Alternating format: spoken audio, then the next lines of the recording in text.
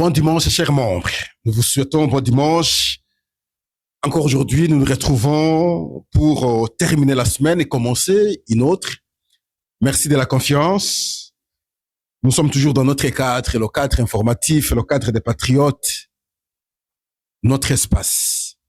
Merci de la confiance. Beaucoup nous ont appelés, en tout cas, Canada se distingue toujours, l'Italie également, beaucoup nous ont appelés de l'Italie, de la France, beaucoup nous ont écrit, de Zimbabwe, beaucoup nous ont écrit, de l'Afrique du Sud également, beaucoup nous ont écrit, de l'Angola, surtout l'émission d'hier, beaucoup nous ont écrit. Alors, merci, chers membres.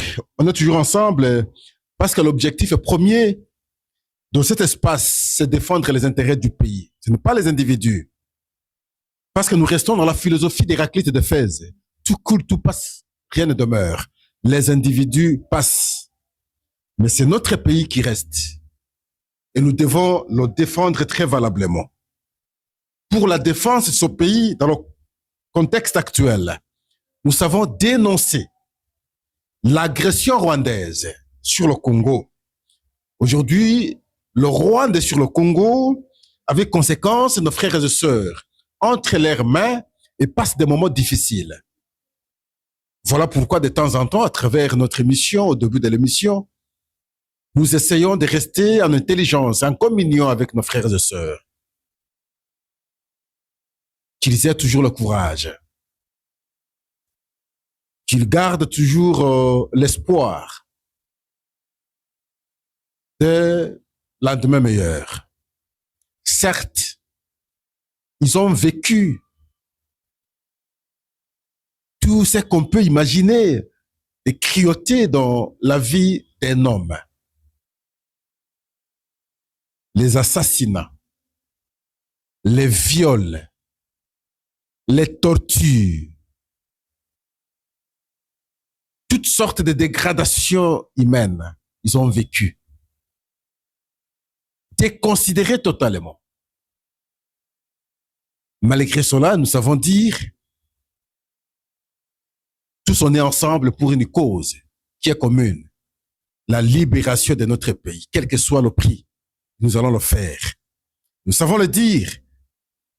Il y a ces Congolais qui ne sont pas militaires, qui ont pris les armes pour défendre le pays. Nous aussi, nous avons pris notre micro pour défendre notre pays. Nous devons le faire ainsi. Chaque jour, savoir dénoncer ce que fait le Rwanda sur le Congo. Et lorsque nous faisons des dénonciations, j'entends certains, Pascal, il faut éviter de plénircher. Non, je ne plénirche pas. Non, je ne suis pas en train de me plaindre. Ah mais, quoi de plus normal alors? Mais sinon,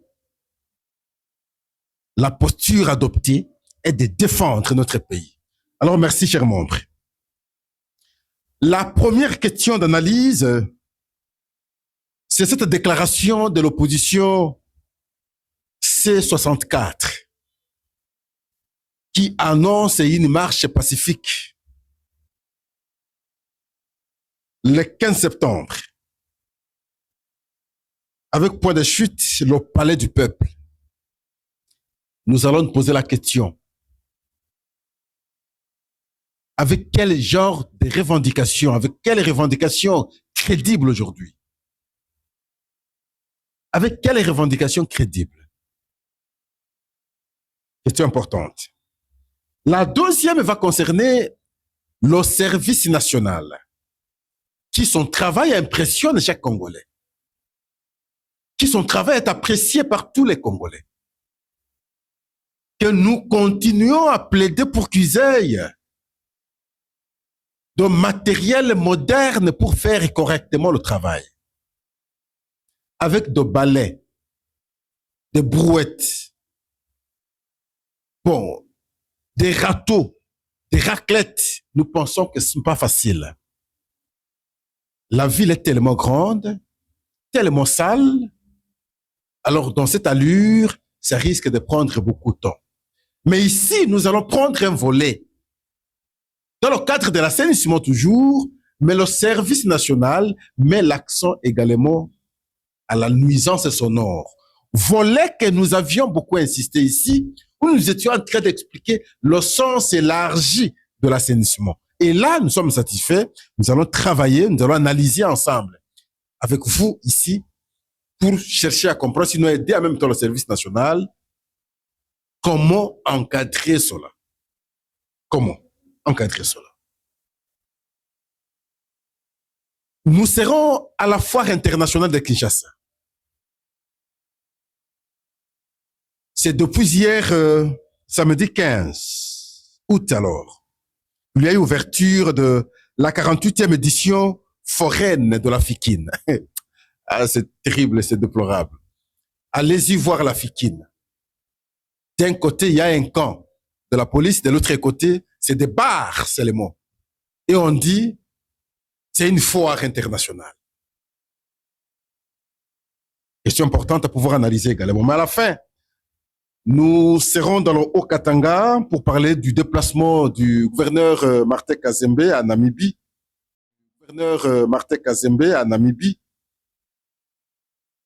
Déplacement de visite de coopération d'affaires et de relations bilatérales entre les deux pays. Une question si importante que nous allons analyser ici, chers membres. Merci de la confiance. La première question. Après l'expiration de leur ultimatum, et vous savez, nous avions dit ici qu'on ne peut pas lancer un ultimatum au président de la République. On ne peut pas défier un président de la République. Et voilà, vous avez vu, jusqu'au 15, il n'y a pas eu convocation du dialogue. Pourquoi? Parce qu'ils l'ont défié. On ne peut pas défier un président de la République. Je ne sais pas quelle attitude aujourd'hui l'opposition commence à adopter. Non, ne lancez pas les ultimatums. Alors, la C64 a annoncé une marche pacifique le 15 septembre, avec point de chute, le palais du peuple. Voilà les raisons qu'ils évoquent. Aucune révision, aucun changement de constitution, aucun référendum, aucune autre procédure ne sera acceptée afin d'ouvrir un troisième mandat à M. Félix-Antoine Tshisekedi. Là, c'est Kabound qui dit, il n'a même pas dit à M. le Président de la République, Félix-Antoine Tshisekedi. Et pourtant, Kabound sait que lui s'est battu pour que Félix-Antoine Tshisekedi soit là. C'est lui qui a tout fait, d'ailleurs, à un certain moment, même pour la séparation de Kash avec le FCC. C'est Kabound qui était au centre, au palais du peuple, pour renverser maintenant la majorité. Aujourd'hui, lui ne sait plus appeler. C'est lui qui lui a appelé hier comme président de la République. Il ne sait plus l'appeler président de la République. Maintenant, c'est M. Félix-Antoine Tshisekedi. Bien. Est-ce qu'en toute réalité, chers membres, dans le contexte actuel, la voix de l'opposition peut être entendue? Parce que le président de la République, à travers sa correspondance aux deux présidents du Parlement, ça veut dire Assemblée nationale et Sénat, il a transmis le message clairement. Le travail que vous aviez fait n'est pas accepté par moi. Je ne veux pas faire le forcing. Je ne veux pas prendre l'ordonnance. Quand vous lisez la lettre du professeur Jacques Njoli, le rapporteur de l'Assemblée nationale, on renvoie le débat sur cette question du référendum à une date ultérieure, parce que lui se limite à dire la question sera traitée à la session de septembre. La session de septembre ouvre ses portes les 15. Et donc, il faut imaginer si le débat pourrait avoir lieu, c'est au mois d'octobre, novembre ou décembre. Ce qui voudrait dire en d'autres termes, c'est renvoyer à une date qui n'est pas fixée. En d'autres termes, ce n'est pas une priorité aujourd'hui pour le président de la République, sinon, il promulguerait cette loi. C'est ça ce que ça veut dire. Alors, l'opposition aurait dû, de mon point de vue, se réjouir, comprendre que ce qu'on attendait par le président de la République est obtenu. Pourquoi? Parce qu'il n'a pas promulgué. Le président veut avoir l'entendement de chacun sur la question. Et entre-temps, c'est que l'opposition aurait dû comprendre, c'est le débat sur le dialogue. Ça veut dire que le président va convoquer probablement le dialogue avant qu'on parle de la promulgation de la loi référendaire. Mais c'est quelque chose d'acceptable pour l'opposition, parce que cette fois-là, le dialogue pourrait décider sur tout. Parce que ce qui était avancé comme prétexte la fois passée était tel que on ne peut pas aller au dialogue avec le projet du référendum. Si le président promulgue la loi sur le référendum, nous n'allons pas aller participer au dialogue. Et maintenant que lui a renvoyé le projet à l'Assemblée nationale et au Sénat, mais on met au premier plan maintenant le dialogue, mais je crois que l'intelligence aurait voulu, l'honnêteté politique aurait voulu, le sérieux aurait voulu qu'on s'accepte, qu'on dise merci aussi pour cette réaction, Monsieur le Président. Vous aviez fait preuve d'entendre la voix d'une minorité que nous sommes, parce que l'opposition, c'est une minorité. L'opposition ne peut pas être majorité. L'opposition, c'est une minorité de la population. Dans un État démocratique, l'opposition ne peut pas se prévaloir être majoritaire. Non. Ne confondons pas les choses. L'opposition, c'est la minorité. Et donc, là, le président a entendu la voix de la minorité. Donc, les opposants auraient dû se réjouir. Parce que là, le président a écouté ce qu'ils ont dit, alors qu'il a accordé la chance au traitement de cette question par des avis techniques conformes aux attentes de la population. Mais en même temps, on avance avec le dialogue. Mais seulement, chers membres, je cherche à comprendre. Est-ce que quand on est à l'opposition, on ne peut pas appeler celui qui a été élu, celui qui dirige le pays, président de la République? Ça enlève quoi, par exemple? Ça enlève quoi? Certains imitent le comportement, par exemple, de l'UDPS hier.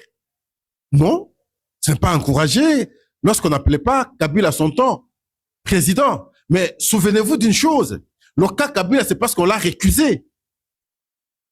Les Congolais disaient que Kabila n'était pas Congolais. C'est comme ça qu'on est resté avec cette histoire. Et on ne peut pas les considérer comme tels. Mais il y a des gens, comme nous autres, nous savions l'appeler toujours président. Parce qu'il était président du pays. Peu importe ce qu'on pouvait engager comme débat sur sa nationalité, ses origines. Mais il était président. Alors, si vous l'appelez président, vous appelez Tshisekedi aujourd'hui président, ça vous enlève quoi, par exemple? On entend Tshilombo, certains ne veulent même pas qu'on l'appelle Tshisekedi.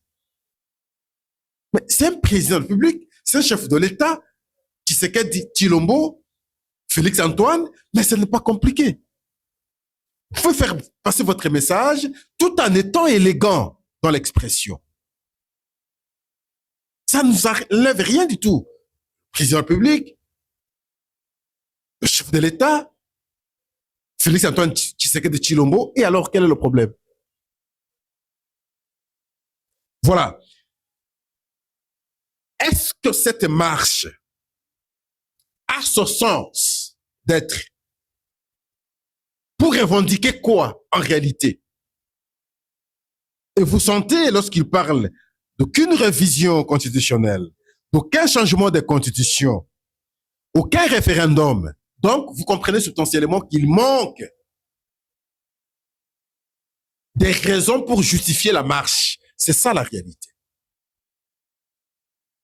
Ce que vous aviez réclamé, vous l'avez obtenu, mais vous trouvez d'autres prétextes tout en lançant les ultimatums. Non. Vous ne pouvez pas défier un président de la République. Ne vous croyez pas très fort, simplement parce que la fameuse majorité La fameuse majorité manque de stratégie. La communication n'est pas bien faite pour faire comprendre à l'opinion, à la population, les différentes réalisations de Tshisekedi pour l'intérêt de la population, pour l'intérêt du pays. Le défaut est à son niveau. Sinon, l'opposition n'oserait même pas sortir. Ça, c'est une vérité. Mais l'élégance est dans l'expression, dans le propos, je pense. C'est ce qui est si élémentaire pour un homme instruit. Comme moi, là, je dis, bon, c'est impropre. Merci. C'est très impropre, chers membres. La deuxième question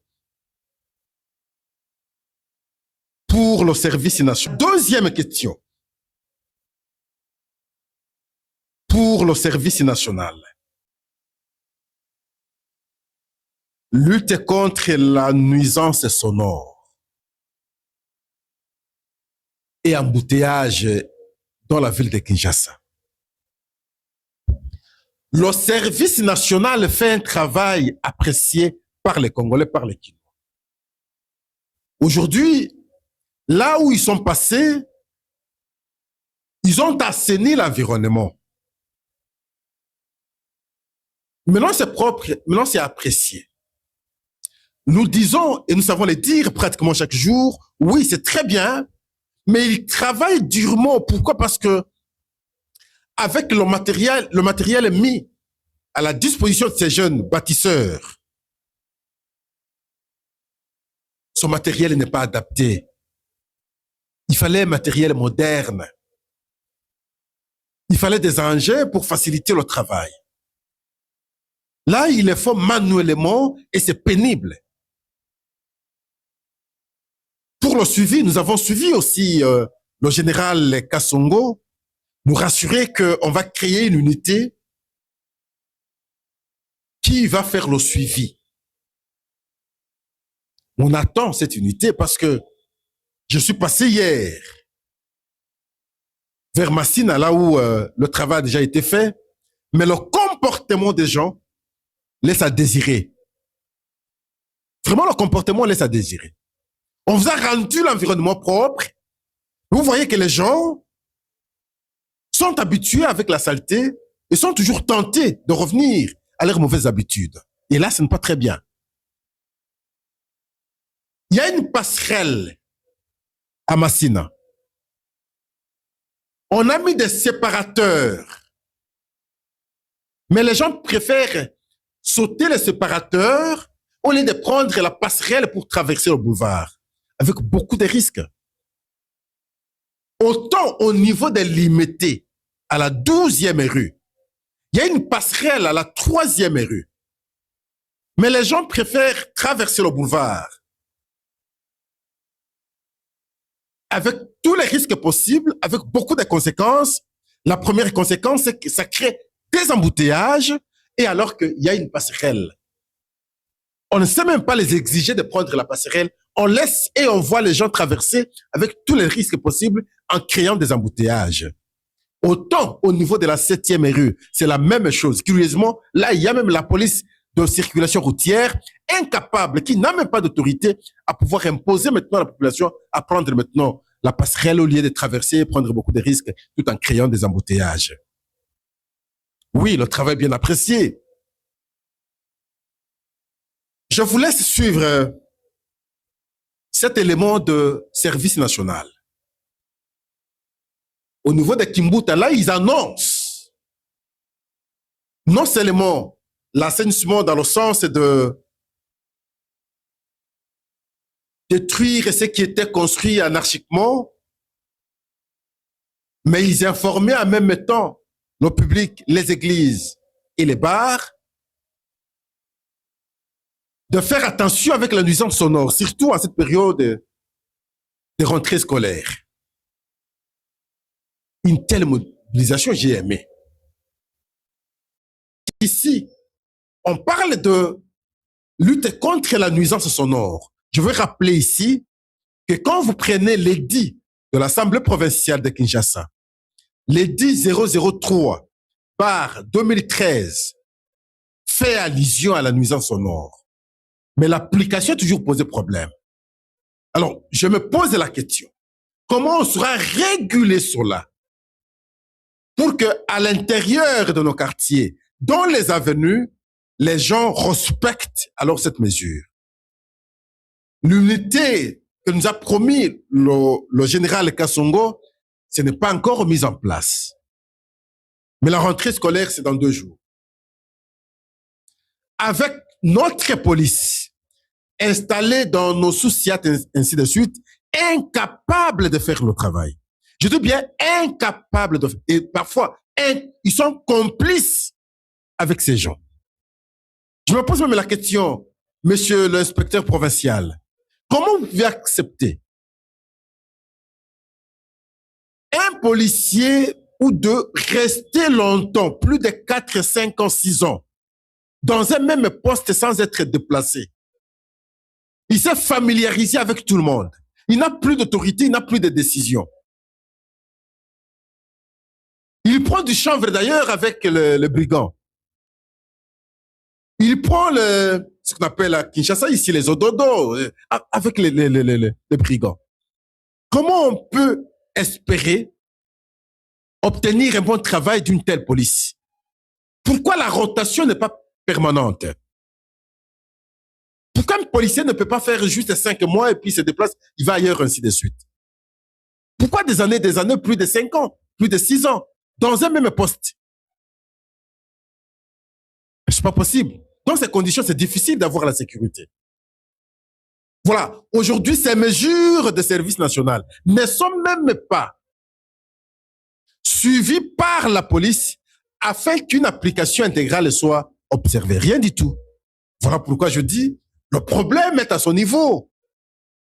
L'application totale de cette mesure, une mesure saluée, dont son application pourra, de mon point de vue, beaucoup souffrir.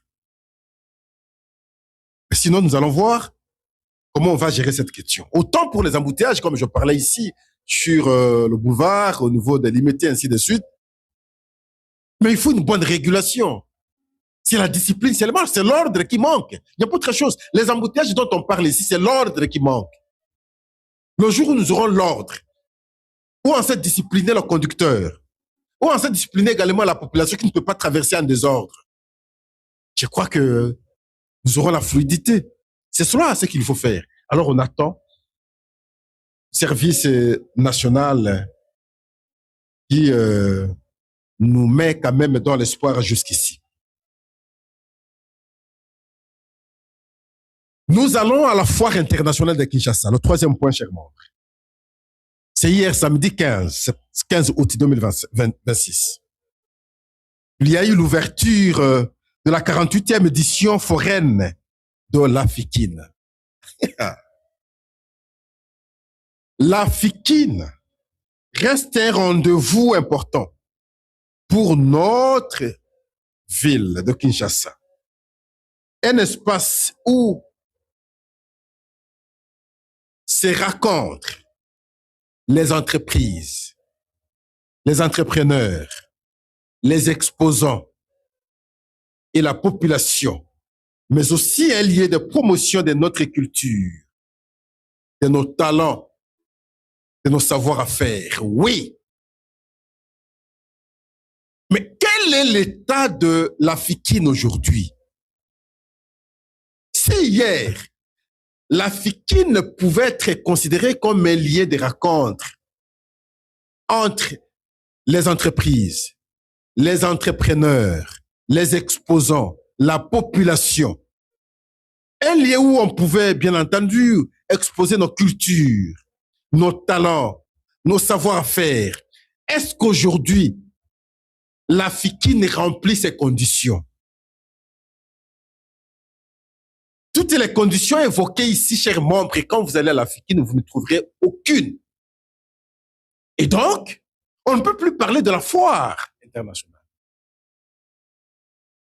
Parlons plutôt de la foire de Kermesse. Quand vous y allez là, vous allez trouver rien que des bars. Alors des bars.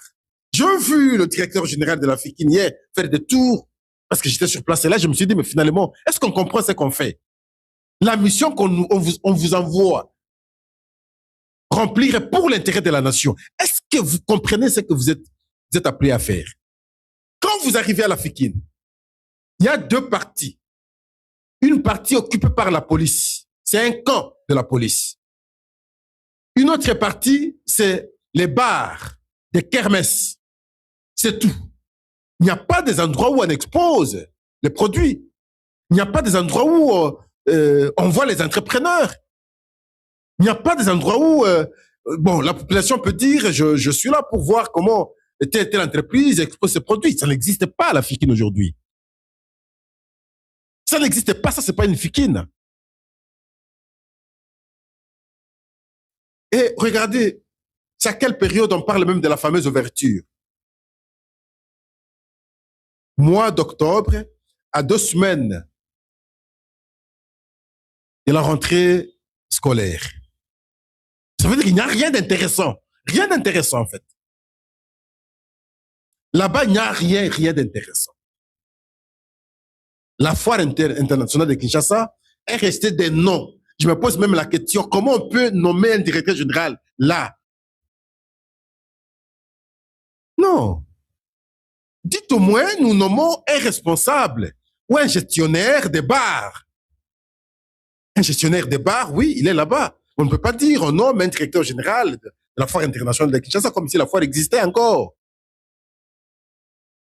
La foire n'existe pas. Monsieur le Président de la République, la foire internationale, c'est à Limete. Vous êtes fils de Limete. Je m'en souviens, une fois, on était avec vous à Limete aussi. Vous étiez en train de nous raconter plutôt comment vous veniez jouer là-bas. Mais alors, on ne peut pas rester dans cet état aujourd'hui. La foire n'existe pas. La foire n'existe pas. Alors, nous terminons notre émission, chers membres, par la visite du travail, la visite de coopération d'affaires du gouverneur du Haut-Katanga, Martin Kazembe Choula, à Namibie, où la Namibie et la République démocratique du Congo, par sa province, le Haut-Katanga, créent des relations bilatérales sur les échanges commerciaux. Il est arrivé, il a visité ce que réalise la Namibie pour que cela constitue un exemple d'inspiration pour la République démocratique du Congo, pour le Haut-Katanga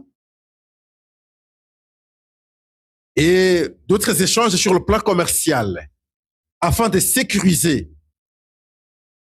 Les deux pays ont eu également lié à l'occasion de cette visite du gouverneur du Haut-Katanga, Martin Kazembe Choula. Alors nous vous laissons, chers membres, le temps de suivre ce reportage. Nous allons revenir pour clôturer notre émission. Le Haut-Katanga fait du climat des affaires régionales une priorité pour son développement économique. C'est ainsi qu'au lendemain de son arrivée en Namibie, le gouverneur intérimaire Martin Kazembe Choula a d'abord échangé avec son homologue d'Irongo, Dr Natalia, avant d'entamer une série de visites de différentes industries du poisson et d'autres sites. L'autorité provinciale, accompagnée de son ministre en charge du tourisme, a en premier lieu visité l'industrie du tourisme à Swakopmund. Martin Kazembe Choula ira juste après au port de Walvis Bay, une porte d'entrée stratégique de la région située dans la partie est du corridor et qui relie Walvis Bay à Lubumbashi en passant par Ndola en Zambie. C'est donc un partenariat important entre Windhoek et Kinshasa, a dit le représentant du directeur du port.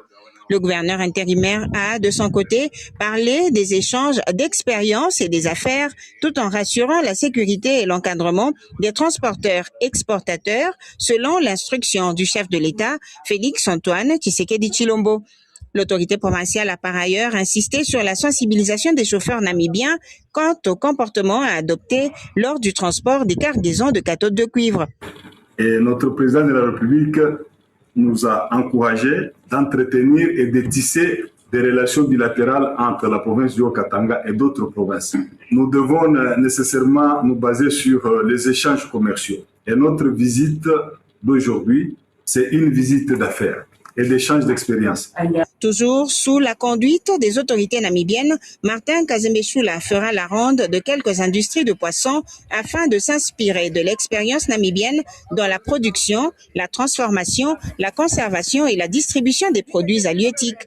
Il est passé tour à tour au point de réception de toutes sortes de poissons, à la salle de traitement, la chambre froide jusqu'à l'empaquetage. Martin Kazembe Chula ira par la suite rencontrer son homologue de Ochozong-Jupa. Ensemble, ils ont convenu d'exploiter les potentialités communes pour le développement de deux régions. C'est notamment l'agriculture, l'élevage, les mines, l'agro-pastoral et le tourisme. Un dîner d'accueil sera offert à la délégation congolaise au cours duquel Martin Kazembe Chula a remercié le chef de l'État, Félix-Antoine Tshisekedi Tshilombo, pour avoir autorisé ce déplacement qui renforce les liens bilatéraux et les échanges commerciaux entre le Haut-Katanga et la province d'Irongo. Merci, c'est par là que nous mettons alors un terme à notre numéro de ce dimanche. Merci de la confiance que vous continuez à témoigner à notre égard, chers membres. Nous vous disons au revoir tout en vous rappelant de ne pas aller ailleurs. Restons toujours ici, parlons pays et parlons bien. On se rencontre encore demain lundi pour commencer la semaine. Au revoir. Nous sommes arrivés à la fin de cette édition. Merci à vous de nous avoir suivis jusqu'ici. Si vous avez apprécié ces contenus, n'oubliez pas de vous abonner à notre chaîne, d'activer la cloche de notification pour ne rien manquer de nos prochaines vidéos. Likez et partagez cette vidéo. On se retrouve très prochainement. À bientôt.